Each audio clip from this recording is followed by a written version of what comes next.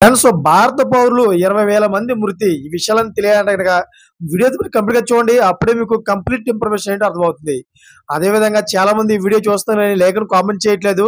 దయచేసి లేఖను కామెంట్ చేయండి. లేఖను కామెంట్ చేయడం వల్ల ఈ ఇన్ఫర్మేషన్ అంతా మనం చాలా మందికి తెలియజేసేవాళ్ళం అవుతాం. అదేవిధంగా చాలా మంది సబ్స్క్రైబ్ చేసుకోవడం మాత్రం మర్చిపోతున్నారు. దయచేసి సబ్స్క్రైబ్ చేసుకోండి. సబ్స్క్రైబ్ చేసుకోవడం వల్ల నేను చేసే ప్రతి ఒక్క అప్డేట్ మీరు ముందుగానే పొందగలుగుతారు. ఫ్రెండ్స్, జమ్మూ కాశ్మీర్‌లోని పహల్గామ్‌లో జరిగిన ఘోరమైన ఉగ్రదాడి తర్వాత సింధు జలాల ఒప్పందం నిలిపివేసినట్లుగా పాకిస్తాన్ తప్పుడు సమాచారం ఇచ్చిందని భారతదేశం స్పష్టం చేసింది.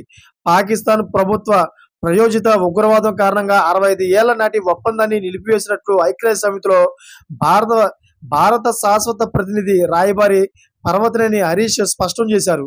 పాకిస్తాన్ ప్రతినిధి నీరు యుద్ధ ఆయుధం కాదని, అదేవిధంగా ఐక్యరాజ్య సమితిలో ఈ అంశాన్ని లేవనెత్తిన తర్వాత పర్వతనేని హరీష్ ఘాటుగా పాకిస్తాన్‌కు రిప్లై ఇచ్చారు.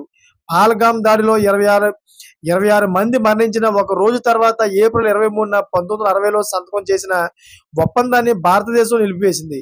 అయితే భయంకరమైన ఉగ్రవాద దాడికి పాకిస్తాన్‌కు సంబంధాలు ఉన్నట్లు కనుగొన్న తర్వాత న్యూఢిల్లీ చర్యలు తీసుకుంది. 6.5 దశాబ్దాలుగా పాకిస్తాన్ భారతదేశంపై 3 దశాబ్దాలుగా యుద్ధాలు చేయడమే కాకుండా వేలాది ఉగ్రవాద దాడులకు కారణమైందని, ఆ ఒప్పందం స్ఫూర్తిని ఉల్లంఘించిందని హరీష్ తెలిపారు. గత 4 శతాబ్దాలలో 20,000 మందికి పైగా భారతీయులు ఉగ్రవాద దాడుల్లో మరణించారని కూడా ప్రపంచానికి తెలిపారు. చూసారు friends, latest updates channel subscribe చేసుకోండి.